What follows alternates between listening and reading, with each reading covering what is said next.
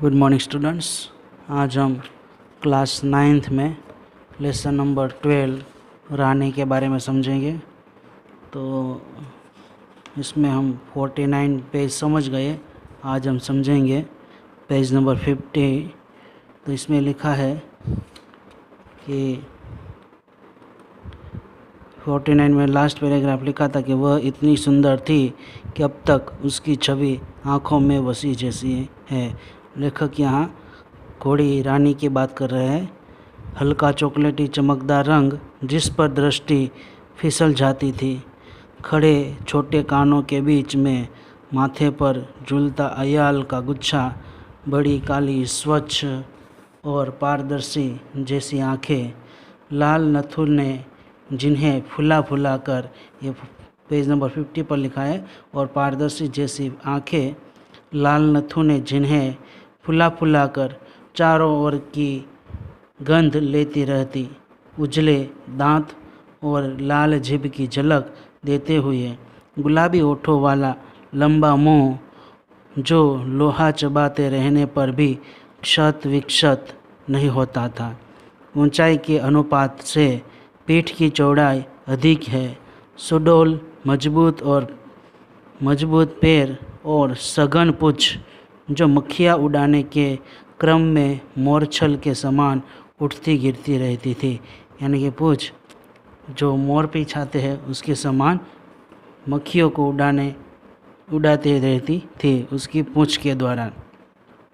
उस समय यह सब समझने की बुद्धि नहीं थी। लेखक यहाँ कहते हैं कि जब वो छोटे बच्चे थे तब उस छोटे बच्चे को वो समय ये सब कुछ समझने की बुद्धि नहीं थी, परंतु इतने दीर्घ काल के उपरांत भी स्मृति पट पर वे रेखाएं ऐसे उभर आती हैं जैसे किसी अदृश्य स्याही से लिखे अक्षर अग्नि के ताप से प्रत्यक्ष होने लगते हैं। हम बार बार सोचते हैं कि वह कुछ और छोटी क्यों न हुई। रानी घोड़ी की बात कर रहे हैं यहाँ लेखक कि हम बार बार सोचते हैं कि वह कुछ और छोटी क्यों नहीं हुई होती, तो हम रोजी और निक्की के समान उसे भी अपने कमरे में रख लेते। यानी कि रोजी और निक्की यानी कि नेवला और कुत्ते की तरह हम उसके अपने कमरे में रख लेते रानी घोड़ी को। ऐसा बच्चे यहाँ बातें कर रहे हैं। रानी को अपने कमरे में ले जाना संभव नहीं था क्योंकि वह रानी घोड़ी बड़ी थी और कमरा छोटा था। अतः अस्तबल बना हुआ बरामदा ही हमारी अराजकता का कार्यालय बना। बरामदा घोड़े बांधने के लिए तो बना नहीं था, अतः उसकी दीवार में एक खुली अलमारी और कई आते ताक थे। उन्हीं में हमारा स्वेच्छाया विस्थापित और शरणार्थी खिलौनों का परिवार स्थापित होने लगा। रानी की गर्दन में झुल झुल कर उसने उसके कान और अयाल में फूल खोस कर और उसको बिस्कुट मिठाई आदि खिला कर थोड़े ही दिनों में हमने उससे ऐसी मैत्री कर ली कि हमें न देखने पर वह अस्थिर होकर पैर पटकने और हिनहिनाने लगती। तो यहाँ लिखा है लेखक ने कि हमने इतनी दोस्ती कर ली थी रानी के साथ कि रानी की गर्दन में झुल झुल कर उसके कान और अयाल में फूल खोस कर उसको बिस्कुट खिलाते थे, मिठाई आदि खिला कर थोड़े ही दिनों में हमने उससे मित्रता कर ली थी रानी घोड़ी के साथ, और हमें न देखने पर वह अस्थिर होकर पैर पटकने लगती थी और हिनहिनाने लगती थी, ऐसी आवाज़ें करती थी। ऐसा लेखक यहाँ कहते हैं। फिर हमारी घुड़सवारी का कार्यक्रम आरंभ हुआ, यानी कि घोड़े की रेस का कार्यक्रम शुरू हुआ। मेरे और घोड़ेसवारी का कार्यक्रम शुरू हुआ। मेरे और बहन के लिए सामान्य छोटी पर सुंदर जीन खरीदी गई। मेरे और बहन के लिए यहाँ लेखक कहते मेरे और बहन के लिए सामान्य छोटी और सुंदर जीन खरीदी गई, यानी छोटी घोड़ी खरीदी गई, और भाई के लिए चमड़े के घेरे वाली ऐसी जीन बनवाई गई जिससे संतुलन खोने पर भी गिरने का भय नहीं था। यानी कि वहाँ इस घोड़े पर बैठने के लिए सीट बनवाई गई। बाहर के चबूतरे पर खड़े होकर हम बारी बारी से रानी पर आरूढ़ होते और छुट्टन साथ दौड़ता हुआ हमें घुमाता। यानी छुट्टन नौकर था, वह हमें उसके साथ दौड़ता हुआ हमें घुमाता रानी पर बिठाकर। सवेरे भाई बहन घूमते और स्कूल से लौटने पर तीसरे पहर या संध्या समय मेरे साथ यह कार्यक्रम दोहराया जाता। परंतु ऐसी सवारी से हमारी विद्रोही प्रकृति कैसे संतुष्ट हो सकती थी? परंतु ऐसी सवारी से हमारी विद्रोही प्रकृति कैसे संतुष्ट हो सकती थी? अस्तबल में रानी की गर्दन में झूलकर तथा स्टूल के सहारे उसकी पीठ पर चढ़कर भी हमें संतोष न होता था।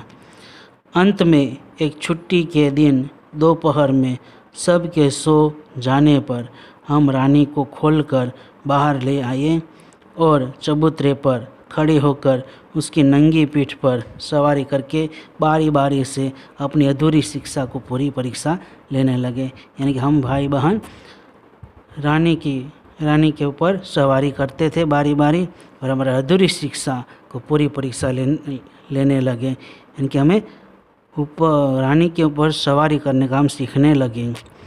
यह स्वाभाविक ही था कि ताज रानी हमारी अराजक प्रवृत्तियों से प्रभावित हो जाती थी। रानी वास्तव में बालकों में चेतना के विभिन्न स्तरों का बोध न होकर सामान्य चेतना का ही बोध रहता है। अतः उनके लिए पशु पक्षी वनस्पति सब एक परिवार के हो जाते हैं। निक्की रानी की पूँछ से झूलने लगता था, यानी कि रानी की पूँछ से झूलने लगता था।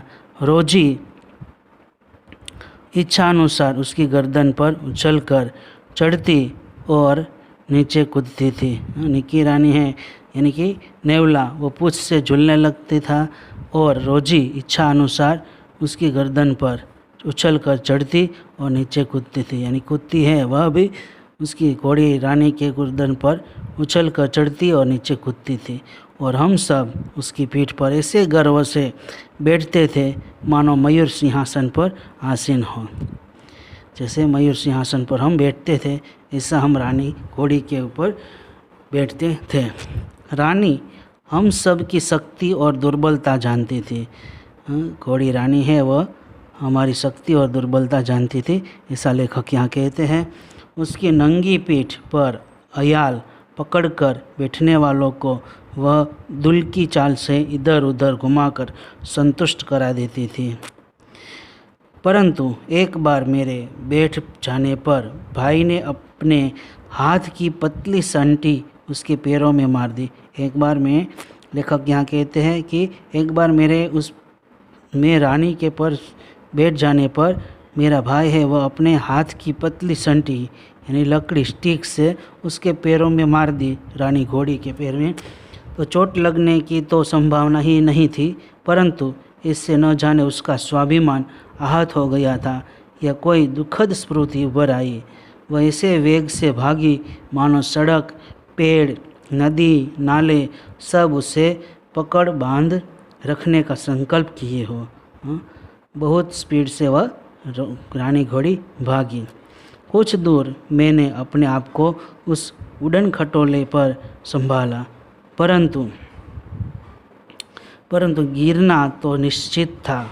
इतनी रानी तेज से भागी और मेरा गिरना तो निश्चित ही था, ऐसा लेखक यहाँ कहते हैं। मेरे गिरते ही रानी मानो अतीत से यानी पास्ट से, भूतकाल से वर्तमान में लौट आई और इस प्रकार निश्चल बड़ी खड़ी रह गई जैसे पश्चाताप की प्रस्तर प्रतिमा हो। ऐसे निश्चित में ऐसे निश्चल खड़ी रह गई। फिर बाद में जैसे उसको पछतावा हुआ, पश्चाताप की प्रस्तर प्रतिमा हो, मूर्ति हो, स्टैचू हो। साथियों की चीख पुकार से सब दौड़े और फिर बहुत दिनों तक मुझे बिछाने पर पड़ा रहना पड़ा। मैं रानी के पीठ पर से गिरी, रानी इतनी तेज़ दौड़ी और उसकी पीठ पर से गिरी तो मुझे बाद में चोट आई और मैं आराम मुझे करना पड़ा। यहाँ लेखक ऐसा कहते हैं, स्वस्थ होकर रानी के पास जाने पर वह ऐसी करुण पश्चाताप भरी दृष्टि से मुझे देखकर हिनहिनाने लगी कि मेरे आंसू आ गए, मेरे आंसू आ गए। एक बार भाई के, ठीक है, तो यहाँ लेखक यहाँ कहते हैं कि फिर मेरे आराम स्वस्थ होने के बाद, मुझे अच्छा होने के बाद रानी के पास जाने पर वो ऐसी करुण पश्चाताप, यानी कि उसको रानी को पछतावा हो रहा था उस घोड़ी को, और मुझे पश्चाताप की दृष्टि से, अफसोस की दृष्टि से मुझे देखकर हिनहिनाने लगी कि मेरे आंसू आ गए। आगे लिखा है कि एक बार भाई के जन्मदिन पर नानी ने उसके लिए सोने के कड़े भेजे। मेरी नानी ने जन्मदिन पर नानी ने उसके लिए सोने के कड़े भेजे थे। सामान्यतः हम कोई भी नया कपड़ा या आभूषण पहनकर रानी को दिखाने अवश्य जाते थे। ठीक है स्टूडेंट्स, यहाँ तक रखते हैं। अब अगला हम पेज हम अगले दिन समझेंगे।